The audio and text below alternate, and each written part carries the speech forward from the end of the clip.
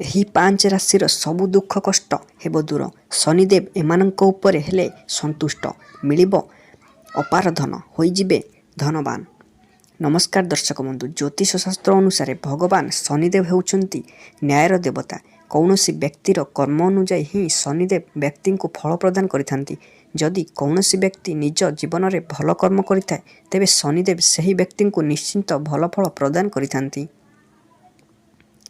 ଏବଂ ଯେଉଁ ବ୍ୟକ୍ତି ନିଜ ଜୀବନରେ ଖରାପ କର୍ମ କରିଥାଏ, ସେହି ବ୍ୟକ୍ତିଙ୍କୁ ଶନିଦେବ ତାଙ୍କର ଦଣ୍ଡ ଅନୁସାରେ ନିଶ୍ଚିତ ଦଣ୍ଡିତ କରିଥାନ୍ତି। ତେବେ ଦୀର୍ଘ ସମୟ ପରେ ଗ୍ରହମାନଙ୍କ ଚଳନରେ ପରିବର୍ତ୍ତନ ହେବାକୁ ଯାଉଛି, ଯାହା ଫଳରେ ଦୀର୍ଘ ବର୍ଷ ପରେ ଭଗବାନ ଶନିଦେବ 12 ଗୋଟି ରାଶି ମଧ୍ୟରୁ 5 ଗୋଟି ରାଶି ଉପରେ ପ୍ରସନ୍ନ ହେବେ ଏବଂ ଏହି ରାଶି ଶନି ଦୋଷରୁ ମୁକ୍ତି ପାଇବେ। ଶନିଦେବଙ୍କ କୃପାରୁ ଏହି ରାଶି ଥିବା ବ୍ୟକ୍ତିମାନଙ୍କ ମଧ୍ୟରେ ଅନେକ ପରିବର୍ତ୍ତନ ହେବ। ତେବେ ଆସନ୍ତୁ ଜାଣିବା ସେହି ରାଶି ଏବଂ ତାଙ୍କ ଜୀବନରେ ହେବାକୁ ଥିବା ପରିବର୍ତ୍ତନ ସମ୍ବନ୍ଧରେ। ବନ୍ଧୁଗଣ, ଏହି ରାଶି ଥିବା ବ୍ୟକ୍ତି ବିଶେଷମାନଙ୍କୁ ଭଗବାନ ଶନିଦେବଙ୍କ କୃପା ଲାଭ ହେବ। ଏହି ଶନିବାର ବ୍ୟକ୍ତିମାନଙ୍କୁ ନିଜ ଜୀବନରେ ଥିବା ସମସ୍ତ ପ୍ରକାର ଧନ ସମ୍ବନ୍ଧୀୟ ସମସ୍ୟା ଦୂର ହେବ। କୌଣସି ଯାନବାହନ କ୍ରୟ କରିବାର ସମ୍ଭାବନା ଅଛି। ଯେଉଁମାନେ ପ୍ରେମ ସମ୍ବନ୍ଧରେ ଅଛନ୍ତି, ସେମାନଙ୍କ ପାଇଁ ଏହି ସମୟ ଅତ୍ୟନ୍ତ ଅନୁକୂଳ ରହିବ। ଏହି ରାଶିର ବ୍ୟକ୍ତିମାନଙ୍କ ଆସିଥିବା ସମୟ ଅତ୍ୟନ୍ତ ଆନନ୍ଦଦାୟକ ରହିବ। ଏହି ରାଶିର ବ୍ୟକ୍ତିମାନଙ୍କ ସମସ୍ତ କ୍ଷେତ୍ରରେ ଲାଭ ପ୍ରାପ୍ତ ହେବ ଏବଂ ଏମାନେ ଉନ୍ନତି ହାସଲ କରିବେ।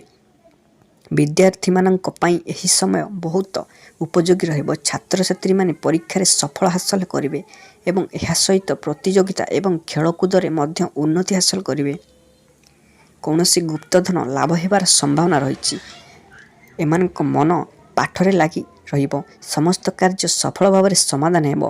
ଏହି ରାଶିର ବ୍ୟକ୍ତିମାନଙ୍କ ଭାଗ୍ୟରେ ବିଦେଶ ଯାତ୍ରା ଯୋଗ ଅନୁଅଛି ଏବଂ ଏହା ସହିତ କୌଣସି ଧାର୍ମିକ ଅନୁଷ୍ଠାନକୁ ମଧ୍ୟ ଏମାନେ ଯାତ୍ରା କରିପାରନ୍ତି। କୋର୍ଟ କଚେରୀ ମାମଲାରେ ନିଷ୍ପତ୍ତି ଆପଣଙ୍କ ପକ୍ଷରେ ରହିବ। ଧର୍ମକର୍ମ କାର୍ଯ୍ୟରେ ରୁଚି ବଢ଼ିବ। ଆକସ୍ମିକ ଧନ ଲାଭ ହେବାର ସମ୍ଭାବନା ବନୁଅଛି। ଆପଣଙ୍କୁ ମାନସିକ ଶାନ୍ତି ପ୍ରାପ୍ତ ହେବ। ଘର ଏବଂ ପରିବାରରେ ଶାନ୍ତିର ବାତାବରଣ ରହିବ ଏବଂ ଏମାନଙ୍କ ଜୀବନ ଧନଧାନ୍ୟରେ ପରିବର୍ତ୍ତନ ହେବ। ଏହି ରାଶି ଥିବା ବ୍ୟକ୍ତିବିଶେଷଙ୍କ ଦୀର୍ଘ ଦିନ ପରି ଅଟକି ରହିଥିବା କାର୍ଯ୍ୟ ବର୍ତ୍ତମାନ ସମ୍ପୂର୍ଣ୍ଣ ହେବ। ଦାମ୍ପତ୍ୟ ଜୀବନ ସୁଖମୟ ଏବଂ ମଧୁର ସାବ୍ୟସ୍ତ ହେବ। ଧନ ହାସଲ କରିବା ବିଭିନ୍ନ ସୁଯୋଗ ଆସିବ।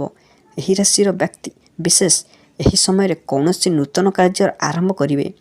ତେବେ ଦର୍ଶକ ବନ୍ଧୁ, ସେହି ଭାଗ୍ୟଶାଳୀ ରାଶିଗୁଡ଼ିକ ହେଉଛନ୍ତି ମିଥୁନ ରାଶି, ବୃଷ ରାଶି, କର୍କଟ ରାଶି, କନ୍ୟା ରାଶି, ମୀନ ରାଶି ଏବଂ ମେଷ ରାଶି।